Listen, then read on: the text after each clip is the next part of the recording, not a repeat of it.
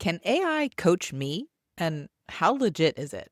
We're going to find out today as I, a professional life coach, try out my own chatbot life coach. If you're new here, I'm Ellen, a certified life coach, a singer, a mother, and a lover of alliteration, dogs, and deep conversation.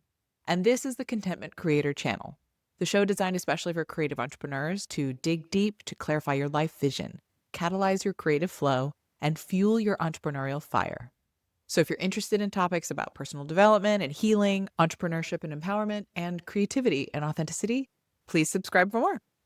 Now, let's get into this. I am excited. I recently learned how to program my own chatbot coach in ChatGPT by training it in my professional core competencies as well as my own personal style as a coach. And I filmed my initial impressions of it. Okay, I'll play. Okay. I mean, this is promising. Okay, this is legitimately really helpful. Okay, calling me out. Jeez Louise. This is where AI definitely falls short, and many of you shared your thoughts and insights with me about it. So after filming, I programmed all my feedback from those coaching conversations, and today we're going to see how well it can coach me now. I'm going to share 4 coaching requests. In other words, 4 things that I've been struggling with in different areas of my life, like my personal life, my marriage, my parenthood, and my business. So you'll get the real-time responses I get from the bot and how helpful it is to me in the moment. And I'll also share my reaction and feedback to the overall quality of coaching that it's providing me. Now, with all that said, let's get coaching. Okay, so something that I did not know about my chatbot is that it deletes things once you have the conversation. So once you close that window, it's not like a chat conversation that you have and then you can come back to later. It's like those disappearing messages on Instagram. So here's how I learned that. I was feeling super dysregulated, and I've been experimenting a lot with different ways to regulate myself. As you may have noticed in last week's series about nervous system regulation, I've been practicing a lot of different somatic techniques and just different approaches to connecting to my body and not just having a mental conversation with myself. So I wanted to see how well this chatbot could coach me somatically, meaning in a moment that I was activated and actually really dysregulated, I wanted to see if it could help me regulate in the moment. Unfortunately, it deleted the conversation. Fortunately for me, I copy and pasted the conversation into my notes before I left the chatbot, just in case it didn't come back. And thankfully I did, because now I have it in my notes, but I don't have the actual view of the chatbot for this segment of the video. So I'll read to you what it said, and if you're looking at the screen on YouTube, you'll see that I'm just using text boxes for that reason. Okay, so I said, I'm feeling super dysregulated. Can you help me regulate in 5 prompts? At that time, I think I only had like a few minutes in between nighttime activities, getting the kids ready, and this was me trying to prompt it to be quick. So the chat said, got you. Let's slow this down together for a moment. Right now, don't try to fix everything. Just come back into your body. Take a breath in through your nose for 4, hold for 4, out slowly for 6. Do that twice more. Now gently look around and name, out loud or in your head, 5 things you can see, 4 things you can physically feel, 3 things you can hear. You're reminding your nervous system, I'm here. I'm safe enough in this moment. Just stay with that a few seconds. Now let me meet you where you are. What feels the most intense in your body right now? Where do you notice it, and what does it feel like? Okay, so largely positive feedback for this. It's definitely been receiving my feedback because it is following the simple somatic techniques of room scans, body scans, and just connecting to senses. So the whole 5 things you can see, 4 things you can feel, 3 things you can hear. That's a cool little take on it, going 5, 4, 3. I like it. It's doing the 4-4-6 breath. I would say this is a really great implementation of somatic prompting. Considering I didn't direct it to help me somatically regulate in this moment, it's just using my feedback from the programming that I've done. I'd say this was genuinely really helpful. It did do that thing where it stacked a bunch of questions on top of each other, like what feels the most intense, where do you notice it, and what does it feel like? That's a lot in one question, especially if you're dysregulated. So I remember in that moment when it asked me that, I had to reread it a few times, and then I think I just picked one of the questions to answer because, again, I was short on time and I was so super dysregulated and my brain was kind of scattered at that time.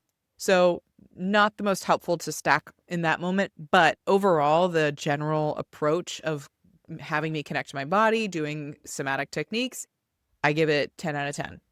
Let's see what I said. I answered tension in my shoulders. So I was answering the question, where do I notice the tension right now? It said, that makes sense. Shoulders often carry what we feel like we have to hold up. Let's stay really gentle with this. Without forcing anything, see if you can slightly lift your shoulders up to your ears, hold for a second, and then let them drop. Do that one more time, slower. As they drop, imagine you're setting down a heavy backpack you didn't realize you were carrying. And now, here's what I'm curious about. If that tension in your shoulders had a message for you, what might it be trying to say? Excellent. It did not stack a bunch of questions there at the end. It had one solid through line of a question. And again, the thing that I really liked about this is that it walked me through a simple grounding practice for my body to release the tension that I had identified. And it offered a visualization where I set down a heavy backpack that I didn't realize I was carrying. So I really enjoy seeing how well it's implementing my strategies that I've programmed into it, and the fact that it didn't stack too many questions at the end. So my answer to the question of if that tension in your shoulders had a message for you, what might it be trying to say, was that I need rest and connection. The bot said, that's really clear. Your body isn't confused. It's actually communicating something very wise. Rest, connection. Let's stay right there because that's already a shift. If you didn't override that need, even just for the next 5 to 10 minutes, what would rest and connection look like in the smallest doable way right now? I said a hug from Matt, snuggles from Moxie, and talking with Grace. Moxie and Grace are my daughters. Okay, cool. So now it's entering facilitative mode. It's having me identify very doable small steps from here now that I've generated a little bit of awareness about what my body is trying to tell me. So my body told me I need rest and connection. It's saying, okay, what does that look like right now? How can you do that immediately? Which is a core principle of coaching. Don't wait for the future to meet your needs. It's how can you actually access that awareness right now in new action, which I appreciate. And facilitative coaching is an important part of life coaching. However, it's probably only is like 5, maybe 10% of coaching.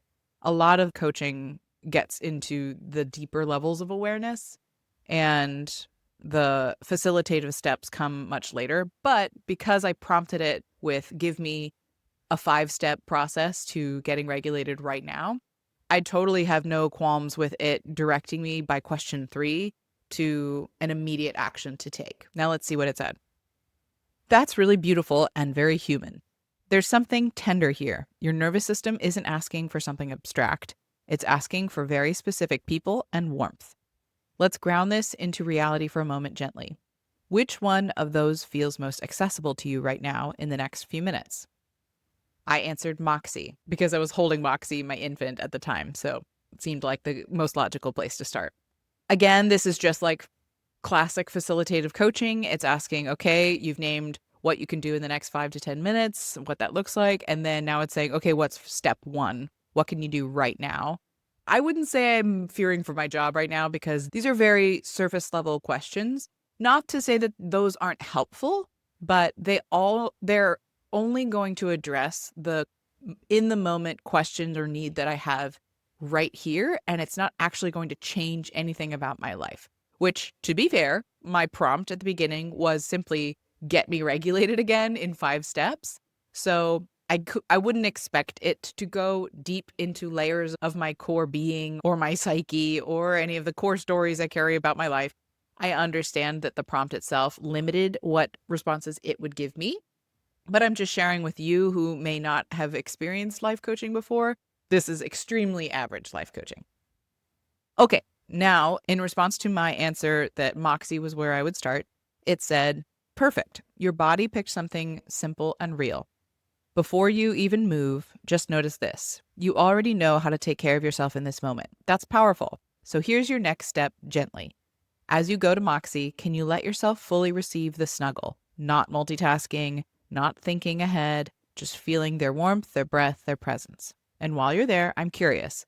What shifts in your body when you allow yourself to actually receive that comfort instead of just going through the motion of it?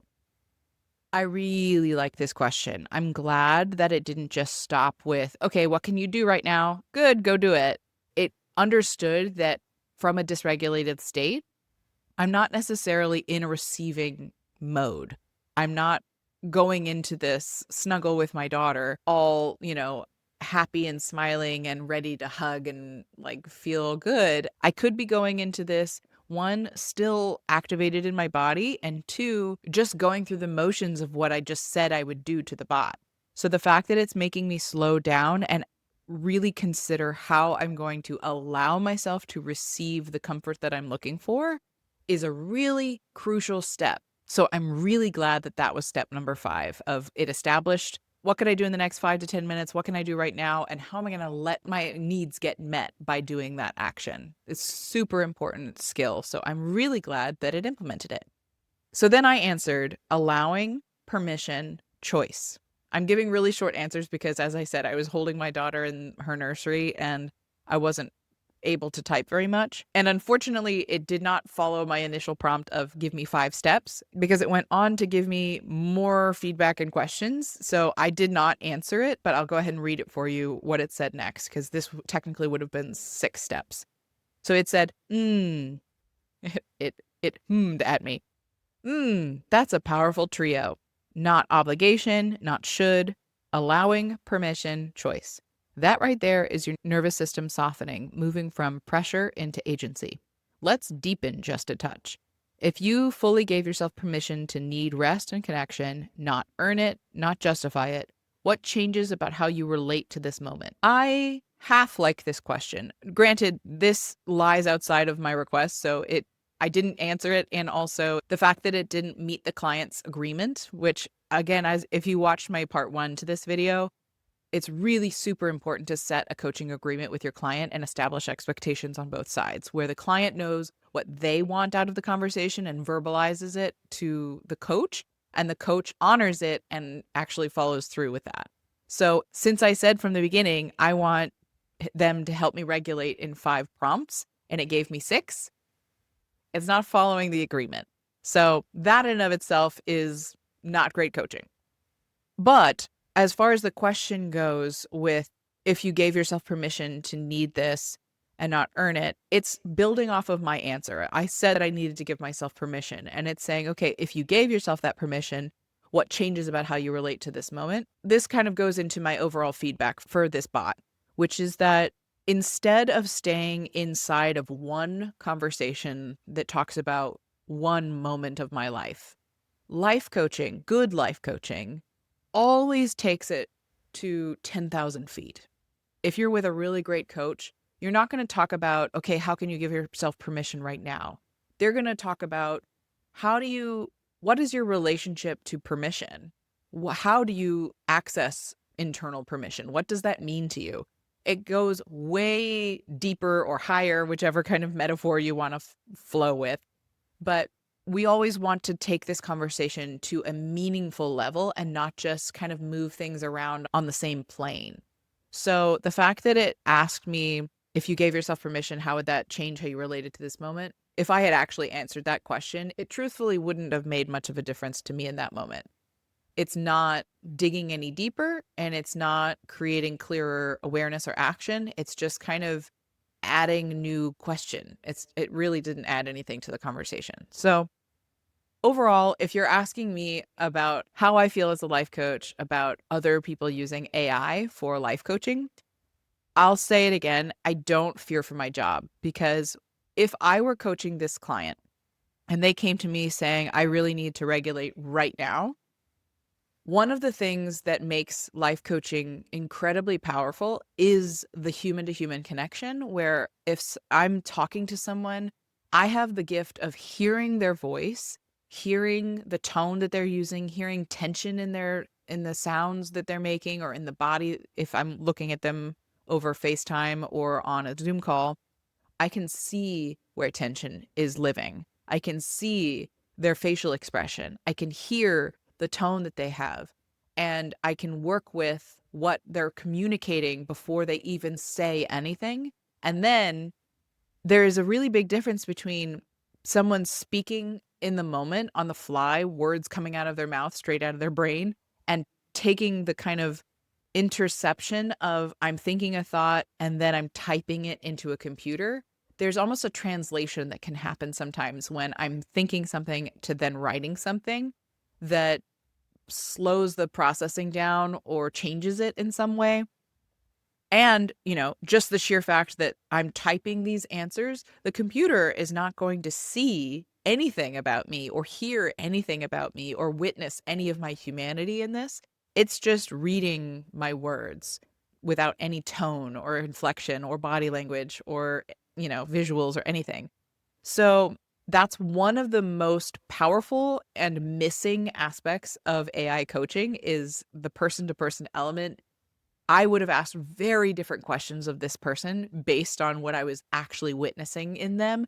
Not to say that this was bad given the limitations of this tool, but I'm just sharing my overall feedback of AI coaching is that it can be helpful in instances like this where I'm dysregulated and I want to get regulated and I do better with some sort of interactive app or tool rather than just journaling or talking it through with a friend.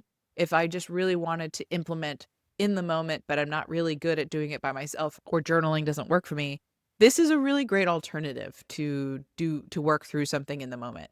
And it's also interesting to me that this is disappearing. Like this is a conversation that I could have had and would have just totally been erased from my memory bank and or from my own chat log. I think I have mixed feelings about that because I appreciate that in a fleeting moment to use this kind of a tool, almost like a mental purge of my thoughts where I can just verbally dump or verbally process, or at least somewhat verbally process since it's not out loud, type out my thoughts to this bot, and then it kind of flushes it away. There's a lot to be said for practices like that. I know many of my clients have done practices similar to this where they write out something and then they burn the piece of paper or they throw it away or they shred it. And that is kind of part of the ritual or the process of getting those thoughts out of your mind or processing your emotions and, expelling them in a very tangible way.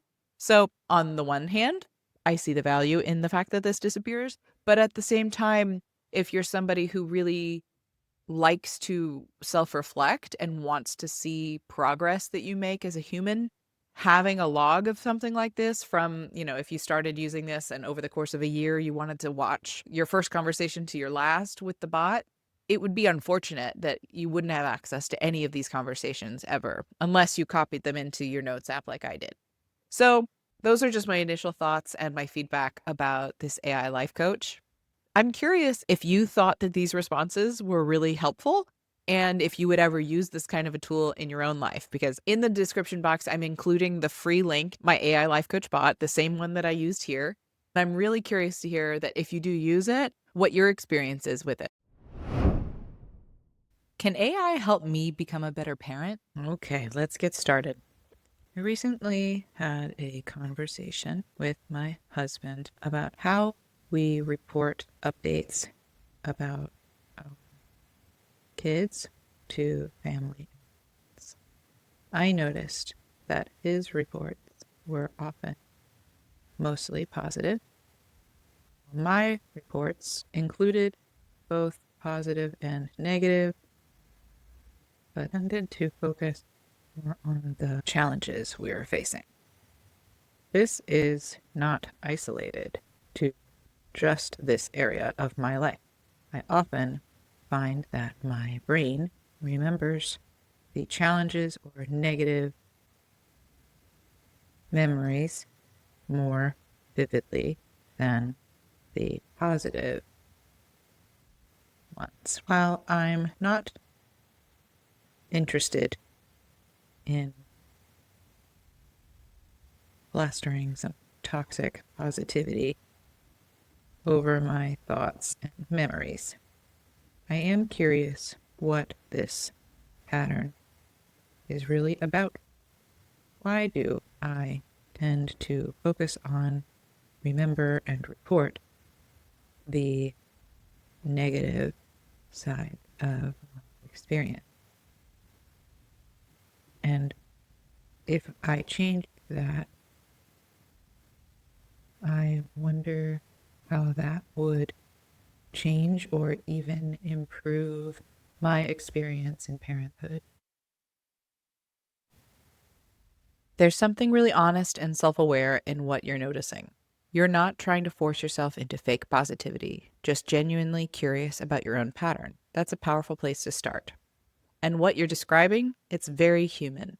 Our brains are actually wired with what psychologists called a negativity bias. We remember and prioritize challenges because evolutionarily, that's what kept us safe.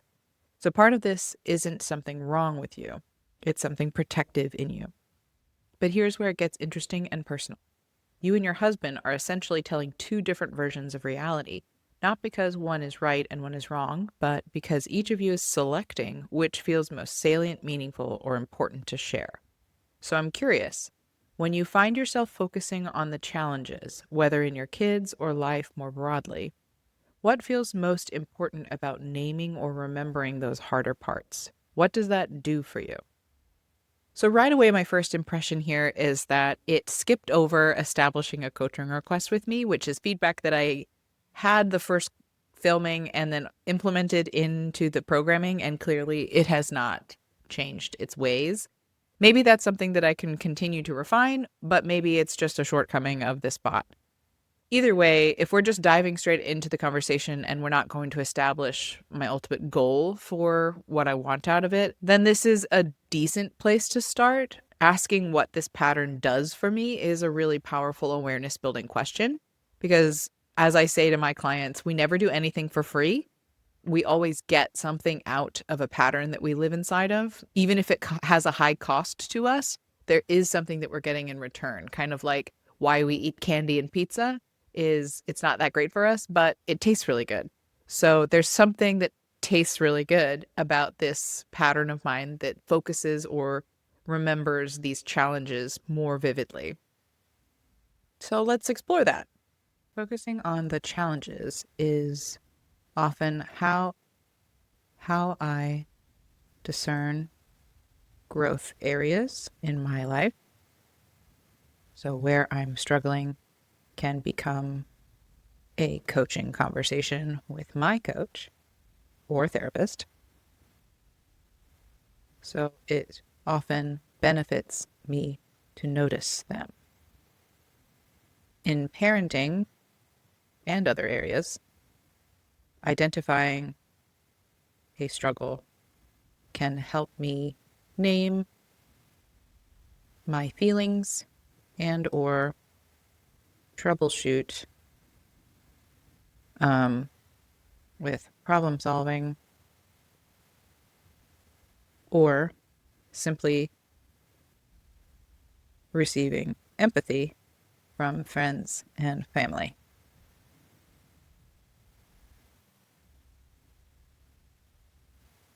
I also think it's partly how I build relationship with my close circle. Sharing my struggles is part of what makes us human and lets people in. But I think I do this more than I need to. I think I fuel the internal narrative about this hard season by externalizing it and making it the story of my experience. And I don't give enough focus and verbalization of the beauty, joy, and uniqueness of this season. That has been a lifelong pattern I've worked on changing, but I think could use some more refining now as a parent. There's a lot of wisdom in what you just said. You're not just venting, you're using challenges as a doorway to growth, connection, and meaning. That's incredibly intentional. And I hear the subtle shift you're naming. It's not that the hard focus is wrong, it's that it's becoming the headline instead of one chapter in a much richer story. Almost like your mind is an editor that keeps choosing the conflict driven plot line because that's where the learning is, but maybe it's over editing out the quieter, beautiful scenes. So let me ask you this. If someone were to tell the story of this season of your life based on only what you tend to share out loud, what version of you and of motherhood would they come away believing is true? Whew, I gotta read that question again. If someone were to tell the story of this season of your life based on what you tend to share out loud, what version of you and of motherhood would they come away believing is true? What version of me would they come away believing is true? That is a strange question, and my brain is not receiving this question. I liked the setup of if someone were to tell the story of the season of life based on only what you tend to share out loud, maybe they just mean what would they come away believing is true, not what version of me and of motherhood would they believe is true. Because what version of me is true? That just doesn't make sense to me. So I'm just going to chalk this up to AI being AI. Okay, so if you are asking, what what would they come away believing is true based on the stories I tend to share about this season? They would believe my postpartum experience has been quite an uphill battle between a toddler transitioning into a big sister, lots of sickness this season, 6 months of breastfeeding through the night, and eventually sleep training, debilitating insomnia, childcare challenges, marital challenges, and fitness setbacks. I could paint a bleak picture of what these 7 months have been like. The thing is that those conversations I'm having in real time with my husband are only about 2% of my days. A lot of it is playful, sweet, so cute I could pop kind of memories.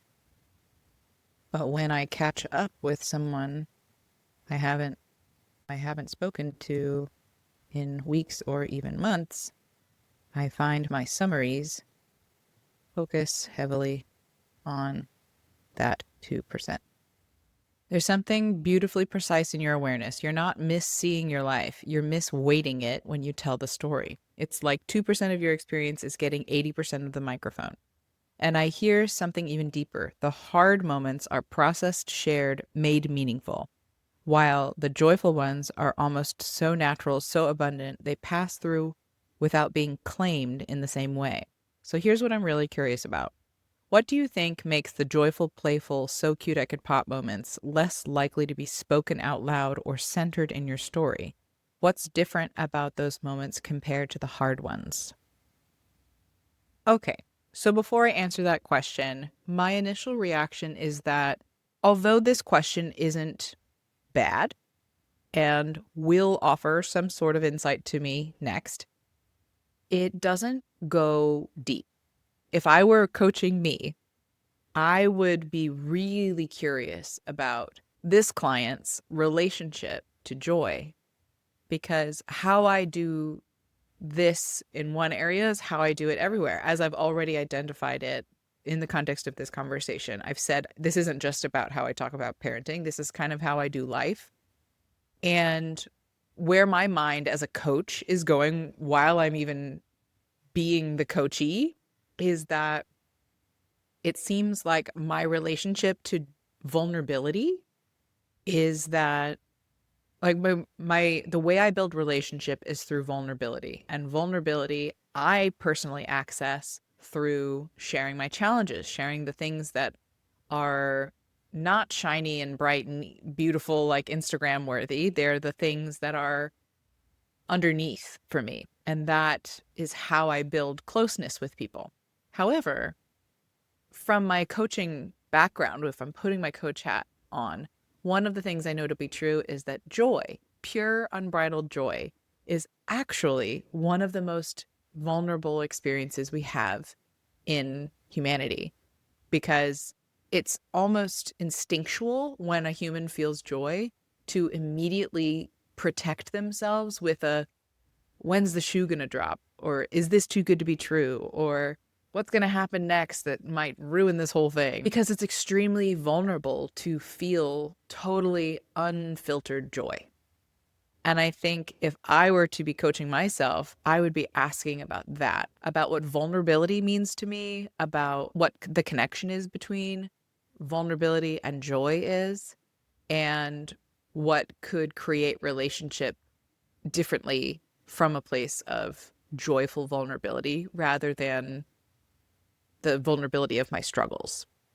So if I were the coach, that would be the direction I would want to take this conversation. But I'm not, the AI is, so let's go this way. First thing that comes to mind is that I don't have as easy a time describing these moments as deeply or vividly as I do with the struggle moments. Meaning, when I say it is so precious to me to see the girls become true sisters or good friends to each other, it makes my heart swell. I don't have much else to add to that. It's like this part of me is more succinct than my other parts that need a lot more space to verbally process. That's a revealing distinction. Your struggles ask for language. They demand to be worked through, unpacked, understood. But your joy, it sounds like it just is. Complete, whole, almost beyond words. Like one part of your life is a puzzle to solve and the other is a sunset. You don't analyze a sunset, you just stand in it. And yet, when it comes time to tell the story, the puzzle takes up all the airtime because they have more explainable content. So here's what I'm wondering. What if the richness of these joyful moments isn't in needing more words, but in allowing them to be lingered on, even if they're simple? What do you notice happens in you when you try to stay with one of those moments just a little longer than it feels natural? Cool. Um, First of all, I love this style of a question of like, what would it be like to stay in an uncomfortable feeling or an uncomfortable practice just a little bit longer than feels natural? I've asked that question 1,000 different times, so I very much appreciate it asking that of me here. I can feel the urge when I imagine myself in those conversations to want to move on quickly from that moment in the story. It's a reflection of my unease with silence. Since I don't have many words to fill things in, I just move forward with more words. But this practice of staying with the silence or the feeling that I'm imparting seems really valuable for me to implement. Staying with joy 1% longer, letting the sweetness and happiness linger a bit longer would feel a little more vulnerable and special to share with people I love. There's something really tender in what you just named. It's not actually about more positivity. It's about your relationship with silence, presence, and being seen in joy. See, it's telling me about my awareness rather than helping support me in arriving there. So we got there, but oh well. Because notice the shift. Struggle invites connection through processing. Joy invites connection through presence. And presence asks more of us. It's quieter, less scripted, a little more exposing. You said something beautiful. Staying with joy 1% longer. That's not a performance change. That's a way of being witnessed. So here's the question I want to leave you with. When you imagine letting someone really sit with you in one of those joyful word light moments, without rushing past it, what feels vulnerable about being seen there? There we go. Okay. It is using my word that I said, vulnerable. So it's not putting words in my mouth in my experience like it did in my previous AI video. Um, and just like I just said, I think I just got there sooner and I maybe would have just skipped a few steps that the AI took to eventually get there. Plus, I may have also fed this to the AI with my answer, since I did mention that it does feel a little bit vulnerable to linger in the happiness and the joy.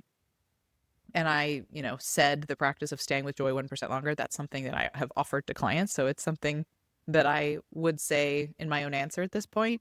So it's hard to say whether the result of this question is because I led it there with my answer, or if it was actually going to just land here eventually and I got there in my mind before it did. But either way, I'm going to let this be our final question for the day, and maybe we can see how it wraps up. This is my final response for today's conversation.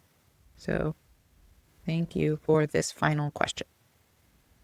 It feels vulnerable to linger in these joyful moments because this season of parenting, while negotiating with sleep deprivation, compromised well-being, and at times feeling under-supported, that I have been stuck in survival mode when I consider truly accessing presence and joy with my inner circle that offers me the chance to leave survival mode and simply witness my life more wholly, which is a beautiful gift, but also easier said than done. Thank you for this supportive conversation. What is your parting wisdom for me? It said, what you just said holds so much truth. It's not that you don't have joy, it's that joy requires a different nervous system state than survival does. And you've been doing something really important, surviving a demanding, stretching season with honesty and intention. So here's the gentle reframe I want to offer you, almost like placing a new lens in your hand. You don't have to leave survival mode to access joy. You're actually being invited to let joy coexist with survival. There's my both and. Even in small, imperceptible ways. Not a full exit, just a soft widening. The way you said it, staying with joy 1% longer. That's it. That's the work. Not transformation, permission. And maybe this is the shift. Instead of asking, why don't I share more joy? You might begin asking, where is joy already here that I'm moving past too quickly? Because it's already happening. You named it. The sister moments, the sweetness, the so cute I could pop.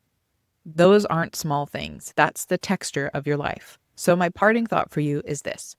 What if your role isn't to become someone who tells more positive stories, but to become someone who trusts that the quiet, simple, word-light moments are already enough and worthy of being shared just as they are? You don't need better words. You might just need one more breath in the moment before you move on. Well, that's sweet. All right. My overall impression of this conversation definitely shifted when we finally got to this intersection of joy and vulnerability, which, again, as I said, I brought to the table. But either way, I think the awareness that it created for me of I'm not doing anything wrong and I don't need more words for my experience of joy when I share about it with friends and family. It's simply a being practice, a presence practice to just sit with that moment a little longer and really give it some more gravitas as much as I give gravitas to, the requests for support that I bring friends and family of like, I'm dealing with this thing. What did you do? What should I do? Help. So instead of me only looking for empathy from them in the hard stuff, it's like, how can I also share with them the just pure joy that comes from this really beautiful season I'm in? And the fact that I don't have to leave survival mode in order to access that kind of presence was also a really great takeaway for me. The both and. My living, breathing mission in life is integrating both and the dynamic coexistence of everything life has to offer. So I very much appreciated this coaching conversation. I am very curious to hear what you got out of listening to me be coached, what you thought of the questions, and if you agreed with my feedback about the depth that it could have gone versus what it did. And ultimately, if you decide to use this AI bot, what your experience is like. Can AI help improve my marriage? Let's find out. I'd like to work on my relationship to boundaries with my husband. While we both have no problem setting them up in order to improve communication and getting our needs met, there are some boundaries that make me uncomfortable. For example, I am someone who identifies as an open book. I like to talk about everything and anything. But my husband is more private than I am and doesn't share as much of his inner thoughts as I do. That being said, we've discovered in the last couple of years that there are some topics it is generally best to avoid. We align on many core beliefs, but how those manifest in our conclusions can sometimes differ. There are some boundaries we have had to put in place for the health of our marriage that are essentially no-go zones. We do not speak about certain topics that bring out disagreement. I struggle with the idea of agree to disagree in my marriage. Can we dig deeper into that so I can embrace these boundaries as healthy rather than sources of strife? I hear how much you value openness and how this no-go zone boundary feels almost like a quiet violation of that identity, even if you understand why it exists. There's a real tension here between connection through sharing and connection through protection. Let's gently anchor us first. If this conversation were truly useful for you, what would shift by the end of it? How would you feel differently about these boundaries in your marriage? Hooray! Yay! AI finally implemented my feedback and is setting up a coaching request, which is required for good coaching. All right. Okay. I'm excited. I would feel proud of my husband and me for setting up healthy agreements in our marriage. I would see differences not as sources of doubt, but instead opportunities to be curious.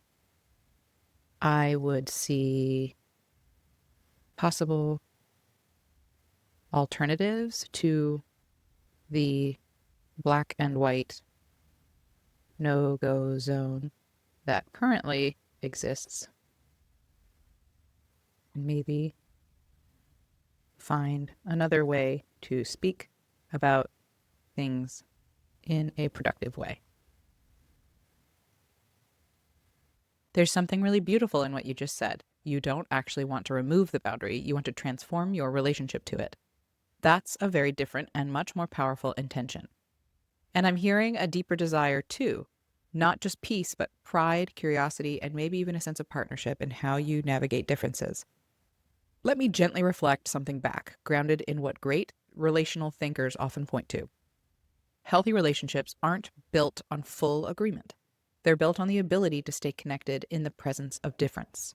Very aligned with what strong coaching frameworks call honoring each other's autonomy and worldview.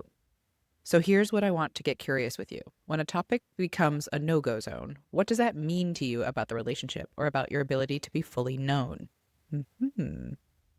I like that they incorporated references to experts in here. They talked about what great relational thinkers often point to, which is healthy relationships aren't about full agreement. They're about the ability to stay connected in the presence of difference. So it's not just making something up, which is kind of a stereotype of AI.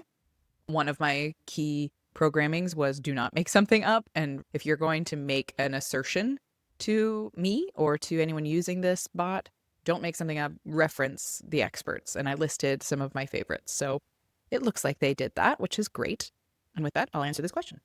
I was raised where difference was discouraged and even villainized, which I have done a lot of work to heal and shift within myself.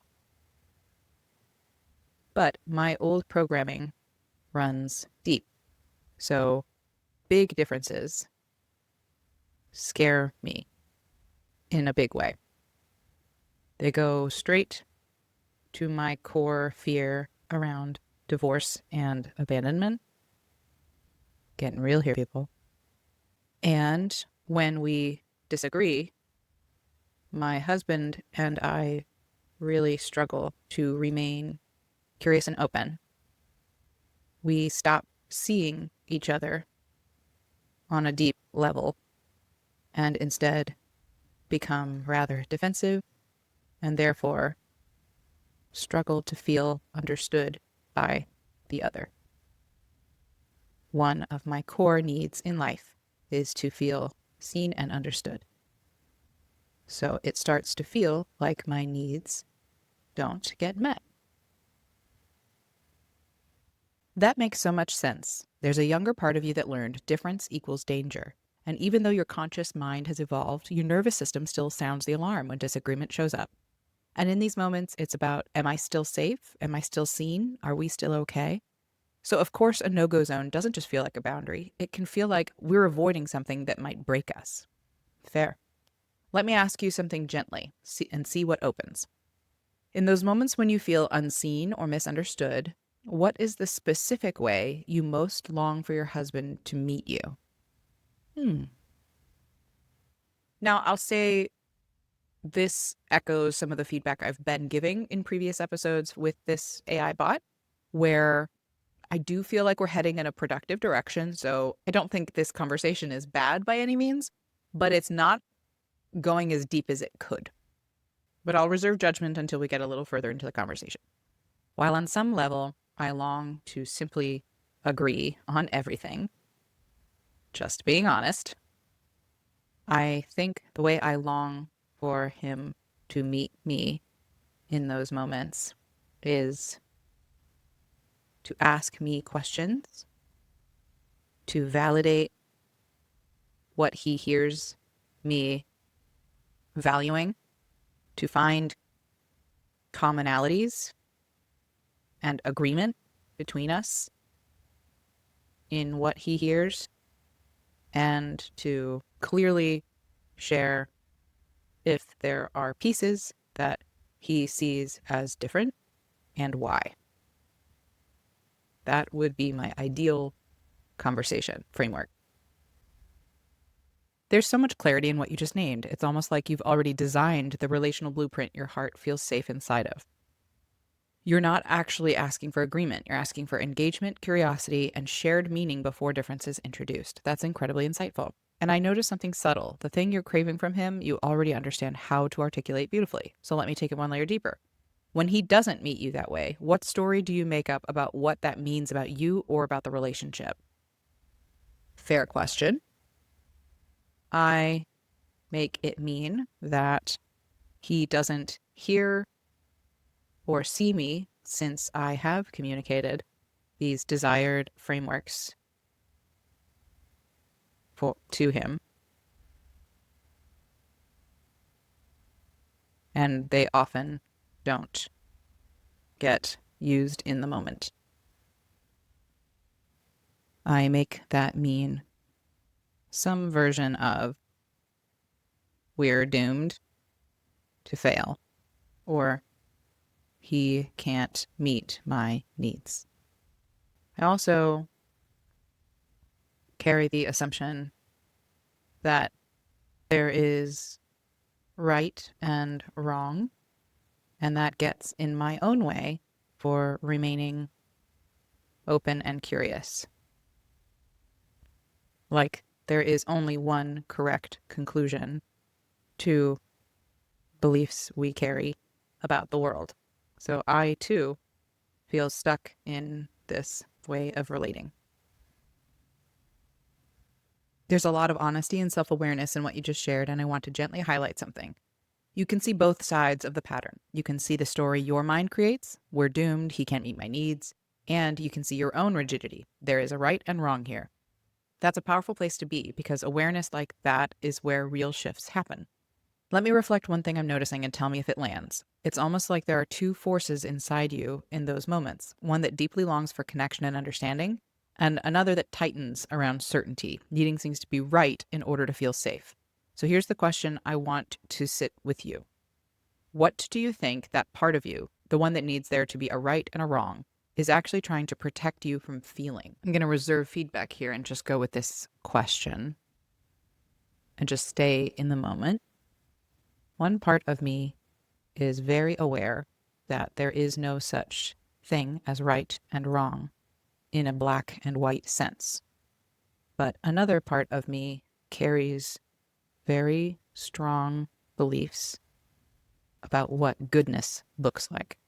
So when we don't agree on what goodness looks like, or I don't feel seen in my attempt to be a good human, or vice versa with my husband, I think it's protecting me from shame.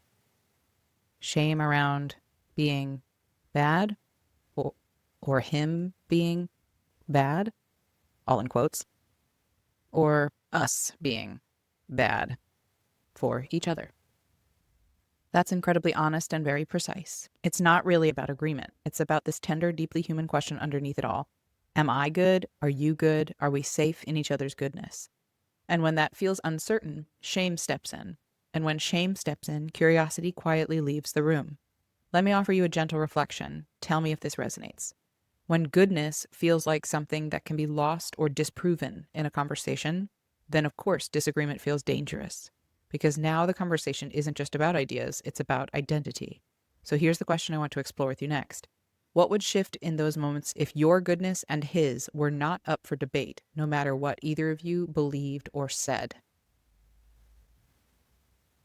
I think we are connecting to a vein in me around conditional love. For me, it felt like if I wasn't perceived as good, then love was taken away. On some level, this might be my own recreation of that pattern, where I internally take away love if I perceive someone doing something outside of good. That's tough to swallow for me because I've done years, if not decades, of work to heal that part of me, but it seems to still be in me and now presenting in my marriage. It's tough. Yeah, this is a tender place you've just arrived at. Not because you haven't done the work, but because you have, and now you're seeing a deeper layer of it. This isn't failure, this is refinement. What you're noticing is something many people never see, how old survival patterns didn't disappear, they got quieter, more subtle, and then show up in our most important relationships. And I want to gently offer you this reframe to hold. The presence of that pattern doesn't mean you haven't healed. It means your marriage is safe enough for the deepest layers of it to surface. So instead of, I thought I was past this, what if this is actually, this is the next place I get to bring love? Let me stay with you right here. When you notice yourself internally withdrawing love, even subtly, when someone feels not good, what does love feel like in your body in that moment? Does it tighten? Oh, what does love feel like in your body in that moment? Does it tighten, close, harden, disappear? The best way I can describe how it feels is a shrinking or a disappearing. The word shrinking says so much. It's like your system is saying, this isn't safe, become smaller, disappear before something gets taken away. And if love in those moments feels like it disappears, then of course boundaries feel threatening, because a boundary can start to feel like, here's the place where love stops. Ooh, y'all. Let me reflect something gently. You're not actually struggling with agree to disagree. You're navigating, can love still exist when I feel the urge to disappear? Let me ask you this and really take your time with it. If in the middle of that shrinking feeling, you didn't disappear, I'm confused. I thought it said love disappears. When you notice yourself internally withdrawing love when someone feels not good, what does love feel like in your body in that moment? Does it tighten, harden, close? I said it feels like shrinking or disappearing. And now it's saying that I'm shrinking. I don't feel like I'm shrinking. I feel like love is shrinking. If in the middle of that shrinking feeling you didn't disappear, what would it look like for you to stay just 5% more present, 5% more you in that moment? Can you rephrase, I don't feel like I am shrinking. I feel like my love is shrinking. It said, thank you for catching that. That's an important distinction. It's not you disappearing, it's your love that starts to retract, contract, pull back. Let me meet you there more precisely. When your love shrinks, it's almost like something in you is saying, love is no longer safe to give here. So let me offer the reframe again, more aligned with your experience. In the moment when you feel your love begin to shrink, what would it look like for you to keep your heart 5% more open than it wants to be? Not fully open, not forcing it, just 5% more than your instinct. Okay. This is a practice that I talked about in an earlier segment today that I really love offering, which is the like one staying in a way of being 1% longer than you are used to, or 5% longer than you are used to, or even that you want to. I really appreciate this question from a coaching lens that is it's offering me a practice right now, which is helpful to kind of draw this conversation to a close. One other thing that I find really important as a coach is to speak the language that my client speaks, meaning if my client is a visual learner, that would influence me in asking questions like, what would it look like? Because they're a visual person. Or if they're more of a kinesthetic learner, someone who learns by doing, then that might lead to more questions like, what would it feel like? So here it's clearly tailoring the language towards what would it look like for me because I am more of a visual person. And I don't know if that's by accident or because it's picked up on cues from me, but I do appreciate that it's asking me what would it look like because that is how I think of these things.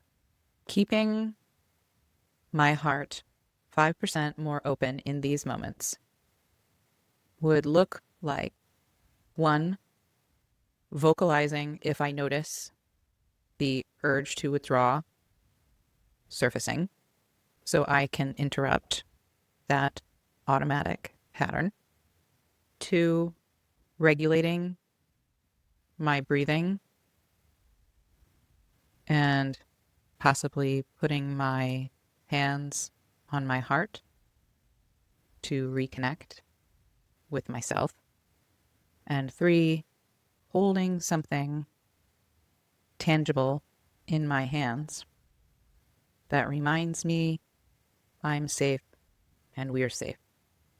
I am thinking of a squishy heart that I enjoy fiddling with and could serve as a reminder. That's incredibly grounded. Notice what you just did. You didn't just describe an idea, you described a practice, a way of being with yourself in real time. There's self-awareness, interruption of pattern, and self-soothing all woven in there. That's not small. That's how change actually happens. Let me reflect one thing back to you. None of what you named requires your husband to change first. I have lots of videos on that one. This is you learning how to keep love online, even when your system wants to protect you. So now I want you to take one step deeper where this really transforms. If you were able to stay even 5% more open in those moments, what becomes possible between you and your husband that isn't possible when your love shrinks? Possibility-based questions are some of the most powerful ones in my line of work. So I'm very grateful that it is drawing that into this conversation at this point, because when we've touched a nerve as deep as this one for me, it's easy to stay kind of in the darkness. So it's really taking good care of me here. I will thank the chatbot for navigating this with a lot of humanity, should I even say? By drawing the perspective into the light, into possibility. What becomes possible when I practice this thing, which I very much appreciate. The only feedback I have is it could have left out the words between you and your husband in this, and it could have just said, what becomes possible in your life that isn't possible when your love shrinks? There was some missed opportunity for it to be a whole life question, because I'm sure this pattern shows up not just in my marriage, it probably exists in other places. So, missed opportunity, but still a valid question. On a personal level, what becomes possible is inner healing for my own lived experiences of conditional love and shrinking love. And in my marriage, I think it gives us access to a much safer, deeper connection that doesn't waver from day to day. That alone would greatly impact both of our needs getting met more wholly by each other, and ultimately the level of safety within ourselves and our marriage, which is huge. There's something really powerful in what you just said. You're no longer just trying to solve conflict. You're seeing this as healing a lifelong pattern through your marriage, not in spite of it. That's a completely different orientation, and it changes everything. I want to gently name this too. You've already connected the dots between your inner work and the relational impact. That's exactly what creates the kind of steady, resilient love you're describing. So now let's bring this into more practical, alive place. The next time a moment like this happens, when your love starts to shrink, what will be the very first signal that lets you know, this is that moment, this is where I choose differently? Cool. So it's getting facilitative again, like it did in previous segments, where it's saying, okay, you've named the general practices and the what, but what's the initial step to take the next time this presents itself? This is my final response, because I feel like I have to tell it when I'm done. I think the very first signal is when my body gets activated, heart racing, tension taking over the body, racing thoughts, when I feel defensive or combative, like I need to prove or disprove something. My intention is also to share these takeaways with my husband so he can support me in practicing this as well as take it on for himself. Thank you for the support. Do you have any final insights for me before I go? What you've just mapped out is the moment before the pattern takes over. That's the doorway, that's the work, which is correct. If any of you have read Atomic Habits, finding that cue is essential to changing a habit. So I love that it zoomed in on the signal because that is the doorway to a new pattern. And I want to offer you just a few reflections, not as more to do, but as anchors to trust. First, what you're building is what many relationship experts like Esther Perel or the Gottmans point to as the core of lasting love, the ability to stay connected while being different. Not by eliminating difference, but by expanding your capacity to remain open inside it. Second, the fact that you can now name your early signals, body activation, defensiveness, urgency to prove, means you're no longer inside the pattern unconsciously. You're meeting it in real time. That's the shift. And lastly, this might be the most important one. You're not actually learning how to agree to disagree. You're learning how to keep love present even when agreement disappears. That's a much deeper skill and a much more powerful one. So I'll leave you with one final question, not to answer now, but to carry with you. As you step into these moments moving forward, what would it look like to measure success not by how well the conversation goes, but by how gently you stay connected to your own heart throughout it? I'm glad that it offered me a question not to answer, but to take with me. And it definitely is something to chew on. As someone who has always carried like passion and fire and confidence in me, it is definitely a challenge to disagree with someone I deeply care about while staying connected to my heart. Because sometimes if there's disagreement, then it will go straight into my head and we're in a logical conversation arguing points. So I'm very glad that it is steering me towards the measure of success in these conversations is how connected I stay to my heart rather than to measuring the success of the conversation based on a mental measurement. I'm definitely going to be chewing on this for a while. So first of all, if you made it here to the end, thank you for taking that journey with me. That was maybe deeper than we both expected. So in that regard, I think that that's a reflection of a couple of things.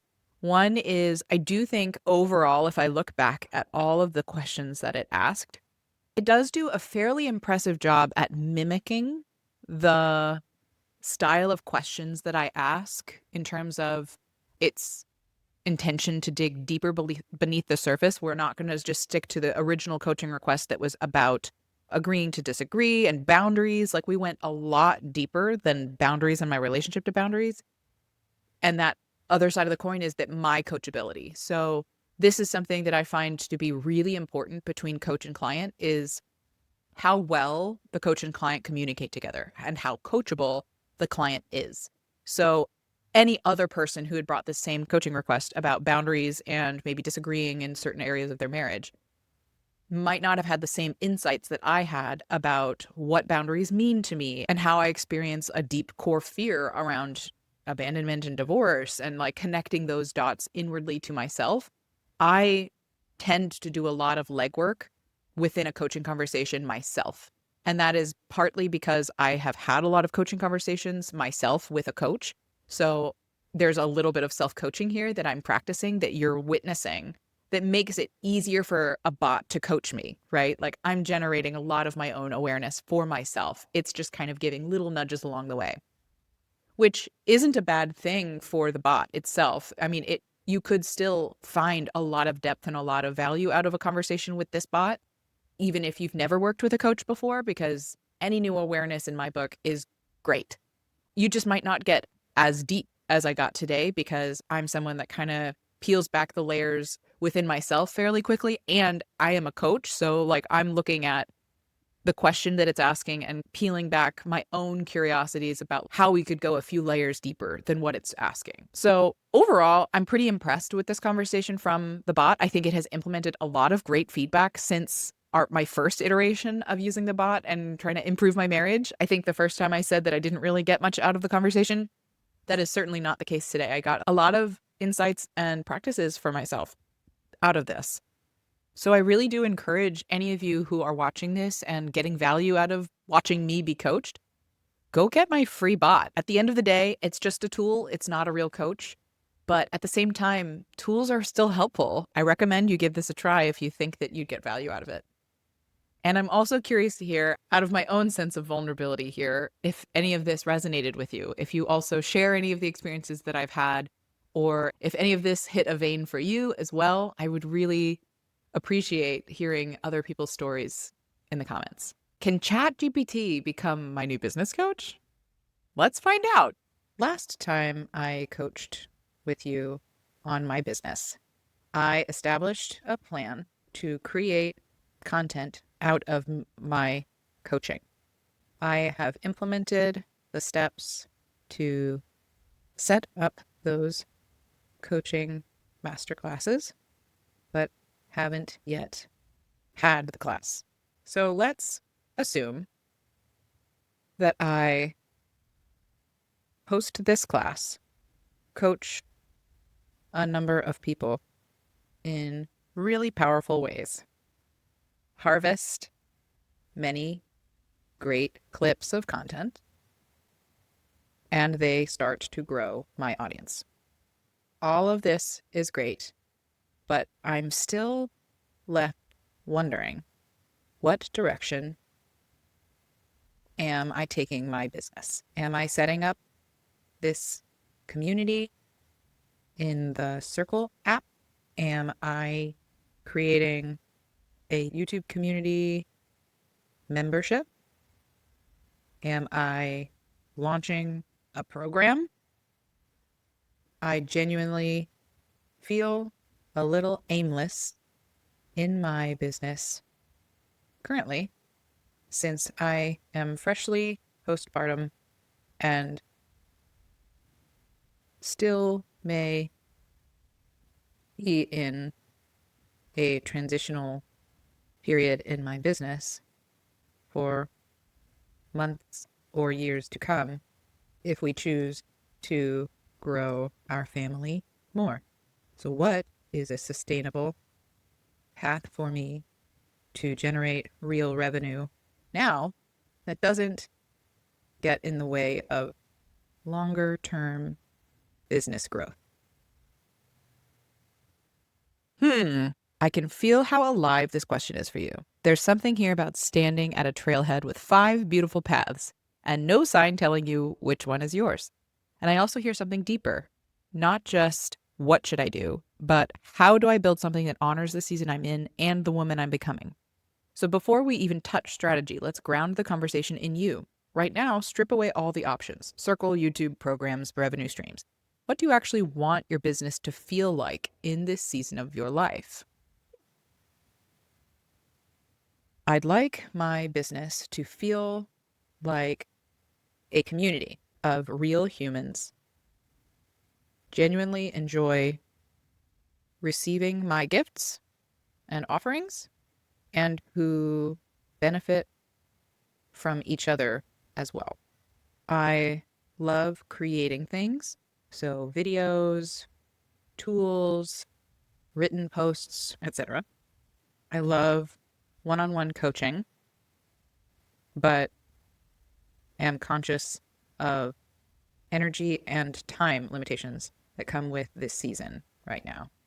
I have a desire to build the foundation of a larger scale business now so that when my capacity opens more, all I have to do is turn on the machine.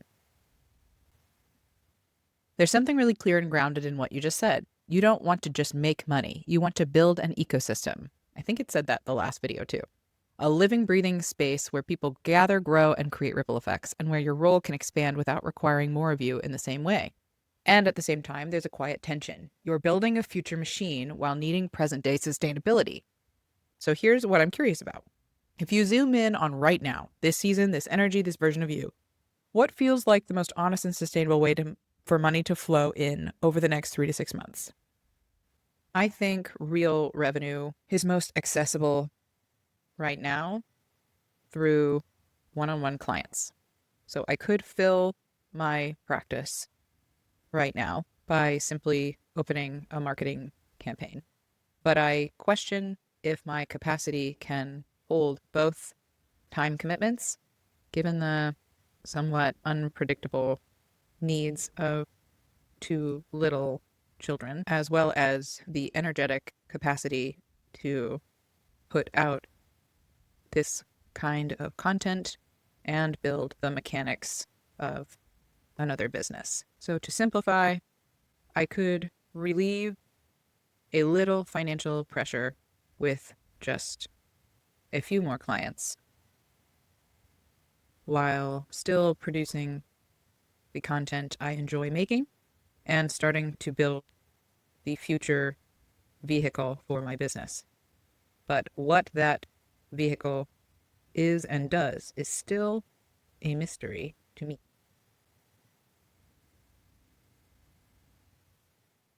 There's a lot of wisdom in what you just said. You're not confused because you're lost. You're actually seeing too clearly. You can see the easy money lever, one-on-one clients, the long-term machine, community and a scalable offer, and the finite energy reality, two tiny humans who do not care about your funnel strategy. And what I hear underneath all of this is this. You don't want to build something that works. You want to build something that works with you. So instead of jumping to what the vehicle is, I want to gently turn you 1 degree. Right now, you're holding this like, what is the right business model to choose? Okay, calling me out. But what if the question is actually, what kind of business model would protect and honor my energy, even on my most unpredictable, messy, low capacity days? Exactly. Can you name? This is like speaking right to my ignorance as a business owner. Can you name 10 possible business models that you see aligning with me? It said no. I love where you're going, and I'm going to gently push back on you before I answer because your brain just did something very smart but slightly sneaky. It said, give me 10 options so I can feel clarity. But more options might actually pull you further away from the grounded, self-trusting place you were just in. So let me meet you in both worlds, structure and self-trust. Here are 10 possibilities, but I want you to hold them lightly, not as choices to decide, but as mirrors to feel into. I really appreciate it pushing back on me. That is one of the gifts of having a coach, especially a life coach, because a business coach, it's some business coaches, I won't speak generally for everyone, but a lot of business coaches come from the being of expert, of the person who knows, of the person who's done it, of the person who's giving advice and consultation to someone who wants to achieve what they achieved. And so their temptation is to just answer the how-to questions that a client brings to them rather than remaining really curious as long as humanly possible until it's really clear that the client has decided what they want, and then the life or business coach can support them in implementing what is going to align best for them.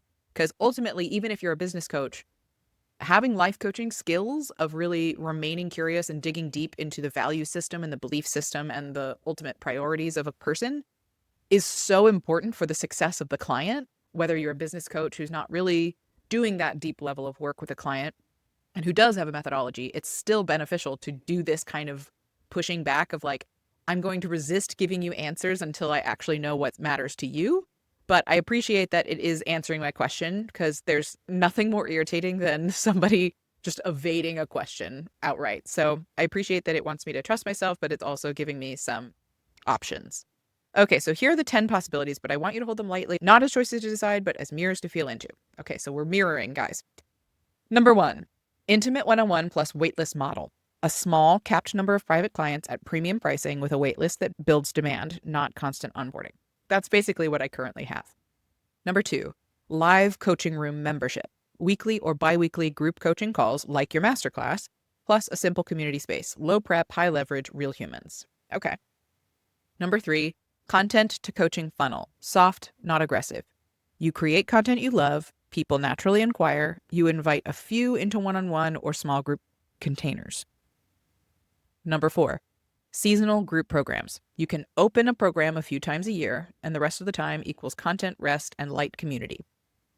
Number 5, ongoing community, like on Circle, plus light touch presence. A paid space where the community feeds itself and you guide, not carry it. Number 6, clips engine business. Your coaching is the content. You don't create extra. You simply repurpose what's already happening. Number 7, hybrid one-on-one to group transition model. Clients start one-on-one, then move into a group/community, so you're not constantly replacing income. Number 8, Voxer/async coaching model. High value, flexible support without scheduled calls. Fits unpredictable days. Number 9, paid workshop/masterclasses only for now. You monetize the exact thing you're already building, no extra layers yet. Number 10, audience first, monetize later, with minimal one-on-one. You focus primarily on content and community growth with just enough one-on-one to sustain you. Now, notice what just happened in your body as you read those. Some probably felt heavy, some probably felt like relief, some maybe felt like, oh, that's interesting. That's the real data, so here's where I want to take you next. Which one or two of these made your shoulders drop a little, like your system said, oh, I could breathe there? Okay. I love that because it's inviting somatic awareness. It's letting my body participate in this conversation as a source of feedback for me in my decision making. So, yay, we love that. Okay, so number 1, the intimate one-on-one and waitlist model is what I'm already doing. So, number 1, let's see, 5 and 10. That's really telling. Notice the pattern in the ones you chose. Number 1, simplicity and high value, controlled capacity. Number 2, real humans, live energy, you doing what you love. 5, community that holds itself, not you holding everything. And 10, spaciousness, a long-term vision without pressure. There's a really clear thread there. You're not trying to build a business model, quote unquote. You're trying to build a self-sustaining ecosystem that doesn't depend on you overextending. And interestingly, none of your picks were complex. They're all elegant, spacious, human-centered. So instead of asking which one do I choose, let me offer you a different lens. What if these aren't 4 different paths, but actually 4 layers of the same business? So here's the question I want to leave you with. If you were to design this as a single ecosystem where one-on-one brings in immediate revenue, live coaching creates content, and a community slowly becomes the center of gravity, what would be the simplest possible version of that you could run right now without overwhelming yourself?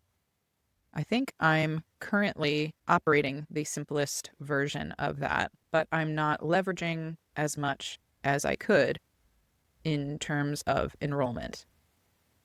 Meaning, I basically only sent out 1 or 2 email invitations to my ongoing community offer and have only invited a couple of new people to experience sample sessions with me. I haven't marketed to the public in any way, and I also haven't followed up with many who were interested in the community model. Beautiful and very honest moment, because what you described isn't a strategy problem. It's not, I don't know what to build. It's actually, I haven't fully stepped into being seen and chosen at the level my business is ready for. You already have an offer, a direction, aligned models, proof that people are interested. And yet there's this gentle holding back, not avoidance in a harsh way, more like a dimmer switch turned halfway down. And that makes so much sense in your season. Visibility requires energy. Following up requires presence. Inviting requires a kind of emotional availability that postpartum life doesn't always hand you freely. So instead of pushing you into do more marketing, I want to get underneath the lever that actually moves everything. Cool? When you imagine fully opening the door, following up, inviting people in, letting more clients say yes, what feels like it might be at risk for you? On one level, I pride myself in integrity, meaning doing what I say I will do when I said I would do it, which doesn't feel as reliable right now, since days and weeks can be at the mercy of my children's needs right now. I am afraid of not showing up my best for my clients. I also worry about my energetic capacity. Just as I've discussed in my own videos, our capacities fluctuate, and mine have higher highs and lower lows currently based on sleep, emotional and mental space, and time freedom, which is limited. So reliability feels risky. Time commitments seem daunting, and energetic availability is inconsistent. There's so much integrity in what you just said, and also something really tender. You're not afraid of growth. You're afraid of misalignment with your own standards. True. And that's important because it means the answer isn't push harder. It's redefine the rules of the game so you can still be in integrity. Right now, your definition of integrity sounds like I show up consistently, reliably at a high level when I said I would. But your actual life right now is asking for something more like I show up honestly, responsively, and sustainably, even when things shift. Those are two different identities. So here's where I want to gently take you. If your business were designed to expect fluctuating capacity instead of requiring consistency, what would you need to change about how you deliver, promise, or structure your offers so that you could still feel deeply in integrity?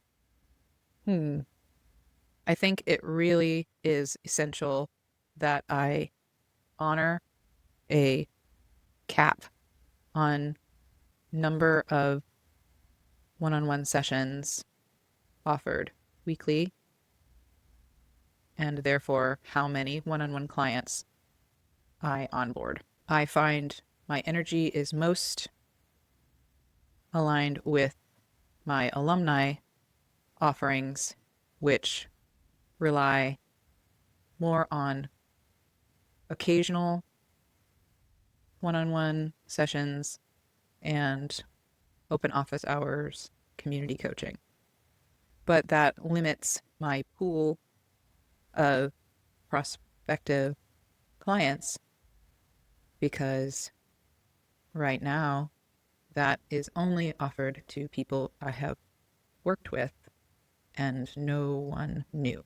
While I certainly have ample opportunity to invite those clients back into a space with me, I worry that I'm hounding the same people over and over instead of inviting in my new audience to work with me.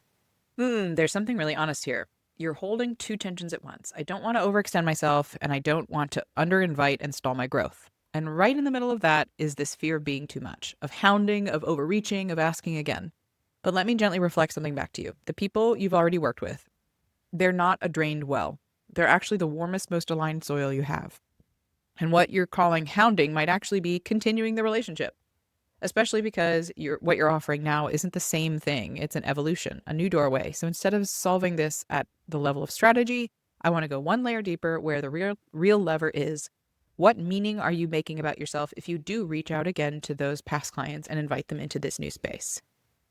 All right, I think I'm good here. I am ready to wrap up. What I'm taking away from this conversation is that I already have the bones in place for increasing current revenue while also prioritizing long-term sustainability by focusing on my community offering with my alumni clients, opening masterclasses for coaching to become content, therefore bringing in new prospects, and staying clear on my capacity for a small number of new one-on-one clients. I am also energetically drawn to building this circle community as a host for these workshops and future gathering place for my people. So I can feel myself moving step by step closer to building that and inviting people in. Do you have any more insights to offer me before I go? This feels really grounded, not rushed, not grasping, just clearer, like the fog lifted enough for you to see the next steps without needing the whole map. May I reflect something back to you? You don't actually need a new business model. You need permission to trust the one already emerging. What you described is coherent. A small, protected one-on-one container for immediate revenue, a living alumni community that feels energizing, not draining, masterclasses as both service and content engine, and a circle space as the long-term home base. That's not scattered, that's an ecosystem in its early stages. And here's the one insight I'd offer you as you walk forward. Right now, your work is not to build the full machine. Your work is to keep opening the doors into the same room. Every masterclass, a door. Every alumni invitation, a door. Every piece of content, a door. Not different offers, not different directions, just more entrances into the same space you're already creating. And when you think about it that way, it softens everything. You're not hounding, you're not figuring it out. You're simply inviting people into a room that already exists. So I'll leave you with one final question to carry with you, not to answer now, just to let it work on you. What would it look like to lead your business in this season as a host rather than a builder? Oh, I like that. That really spoke my language in a way that I wasn't expecting because I'm someone who actively says I love to host. I owned a successful Airbnb because it felt like I got to make money hosting people. And I'm also the person who loves a good old fashioned dinner party or house party among friends and family. And so hosting has such a cool energy to it that I hadn't associated with my business before. So thank you, AI, for connecting that energy of host and my community. So taking a step back, I was wrapped up into the coaching experience there and wasn't offering very much feedback. Now, I will say, if you've been watching the other segments of this week where AI is coaching me in different areas of my life, I kind of hold business coaching as a separate modality than life coaching, simply by nature of the fact that, number one, I think AI contains a lot of its own programming already around business coaching. There's a lot to draw on the internet from business models and business strategy and all sorts of approaches to building online businesses that are readily available for AI, whereas life coaching is such a subjective and deeper level of connection that is innately human that I think it will never quite be able to mimic as well as a business coach. So I put my guard down with business coaching more so with this AI bot because I just kind of let it facilitate coach.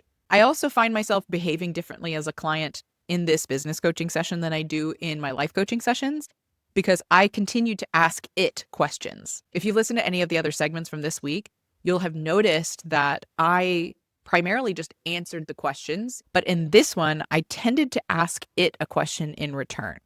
So that's part of a relational dynamic that's different for me with the AI bot is I kind of treat it more like a business coach who's going to answer my questions rather than a life coach who's going to support me in finding my own answers.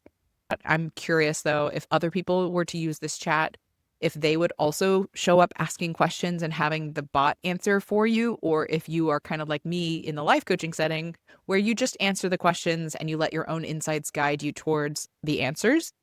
It's very interesting. So I would say overall, looking back at the questions, I feel like it succeeds really well in business coaching with a flavor of life coaching because it's good at these facilitative questions. It's good at these surface level. And I don't say surface level to be demeaning or diminishing to what it's doing, but it's not like it's digging into the core of who I am through its questions. It does go a little beneath the surface by asking me things like, what meaning are you making about yourself if you do reach out to these past clients and invite them to this new space? Like that, what meaning are you making about this is a very powerful life coaching question. There's nothing wrong with that. The only thing is it doesn't have the ability to go much deeper than that. It has me generate the insights and then it connects it back to business strategy and advice. So overall, I would say, again, I got value out of it. This time was a little bit less mind blowing because it was reinforcing something that I had already decided or started chewing on from last conversation about the business model that I want to grow. Sometimes this is what coaching is, though. Sometimes we've already had this conversation and we just lost the thread as we went back into our normal lives. We took a couple of the actions that we said we would, but ultimately, like the bigger vision, the bigger why, the bigger commitment that you unearth in that coaching conversation just falls by the wayside because we lose sight of that bigger vision. So sometimes just having these conversations is a way to bring back into your line of sight the direction that you want to be taking your life or your business. So that's what this conversation did for me, which ultimately is of high value to me. I'm grateful that although it wasn't drawing from our previous conversation, because like I told you, the conversations in this bot disappear. Ultimately, it did give me some more clarity, especially the fact that it pushed back on me asking, tell me the answer to, hey, this is a conversation about self-trust as much as it is like, sure, I can answer a few different business model options you could go from here. And none of them are either ors. Like you can combine any one of these into what your business looks like. So I think for me, when it kept saying you want to build an ecosystem, to me that didn't mean anything. Like I needed it to explain to me, what does building an ecosystem mean? And so when it gave me those options 1 through 10, I was like, oh, that's what that means. I could have this and this and this, and they all live within one cohesive community and aren't competing offers. They're complementary. That was clarifying to me. And I just appreciated it helping me understand that this isn't an either or.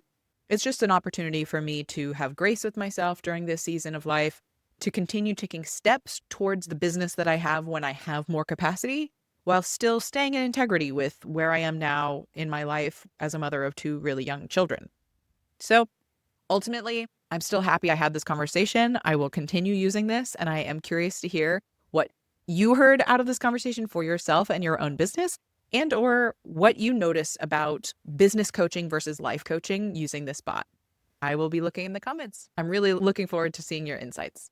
And with that, we've come to the end of today's episode of the Contentment Creator Podcast, where we put AI to the test to see if a chatbot can coach a life coach. Whether you caught the whole episode or one of our segments, either way, thank you so much for making it all the way to the end, and I hope that you are subscribed so you don't miss another episode. Join me in my mission to turn a world full of content creators into a world of contentment creators. Bye, y'all.